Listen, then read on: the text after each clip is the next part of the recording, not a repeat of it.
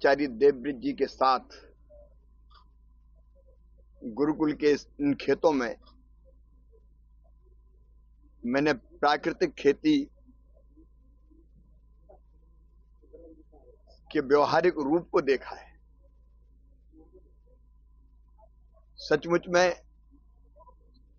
Chemical fertiliser के अनियंत्रित प्रयोग के कारण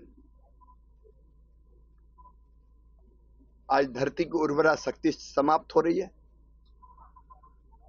मित्र कीट मारे जा रहे हैं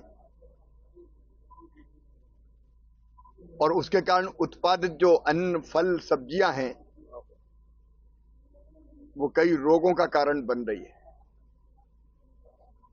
ये स्थिति अगर नहीं बदली तो आने वाली पीढ़ियां हमें माफ नहीं करेंगी।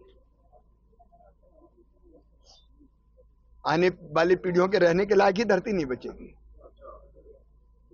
इसलिए ये सही समय है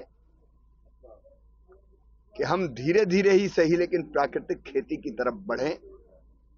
आज मैं देश के किसानों को पूरे विश्वास के साथ ये कहना चाहता हूं, आचार्य जी के समक्ष बैठकर, ये धारणा गलत है कि प्राकृतिक खेती से उत्पादन घटता है। अगर सही तरीके से प्राकृतिक खेती की जाए उत्पादन घटता नहीं है, अपितु बढ़ जाता है। प्राकृतिक खेती में इंटरक्रॉपिंग के कारण एक नहीं, एक साथ गन्ना, गन्ने के साथ सरसों, चना, चने के साथ गेहूं, अलग अलग फसलें ली जा सकती और ये फसलें पूरक होती है। अगर गेहूं के साथ चना लगाए तो नाइट्रोजन की पूर्ति अपने आप गेहूं को हो जाएगी। ये प्रयोग सचमुच में अद्भुत है। मैंने अब फसलों का जो रंग देखा है वो देखने को आज के युग में हम तरस जाते हैं। रंग हो, स्वाद हो। अब गेहूं के पत्ते मैंने देखे, ऐसे चौड़े पत्ते मैंने गेहूं के पहले नहीं देखे। गन्ने की साइज हो, गाजर, चुकंदर और ड्रैगन फ्रूट तो यहाँ कमाल कर रहा है। इस मॉडल को पूरे देश में मैं देश के किसानों को आह्वान करूंगा, इस मॉडल को जरूर देखें। प्रधानमंत्री नरेंद्र मोदी जी को मैं हृदय से धन्यवाद देता हूं। प्राकृतिक खेती का मिशन उनके नेतृत्व में बना है और अब बहुत जल्दी राष्ट्रीय स्तर की एक समिति हम गठित कर देंगे और फिर प्राकृतिक खेती का अभी भी अभियान चल रहा है। आचार्य जी चला रहे हैं, कई किसान प्राकृतिक खेती कर रहे हैं, लेकिन एक आंदोलन का इसको स्वरूप देने का हम प्रयत्न करेंगे।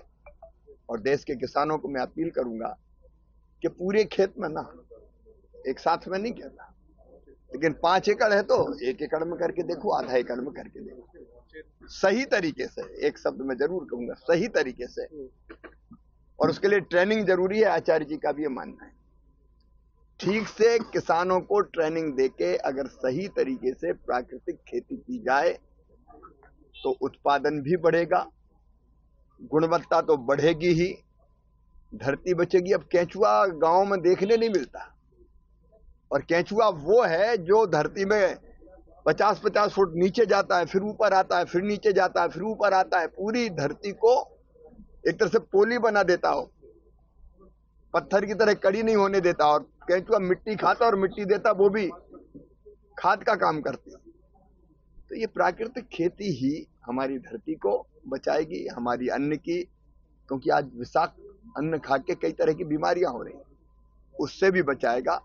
मुझे लगता है कि भगवान की इच्छा थी आचार्य जी के आपके इस प्रयोग को देखने हम लोग आए, तो हजारों लोग यहाँ आ रहे हैं और मुझे पूरा विश्वास है कि अब प्राकृतिक खेती का हमारा मिशन धीरे धीरे भले सही हो लेकिन अब सही दिशा में आगे बढ़े।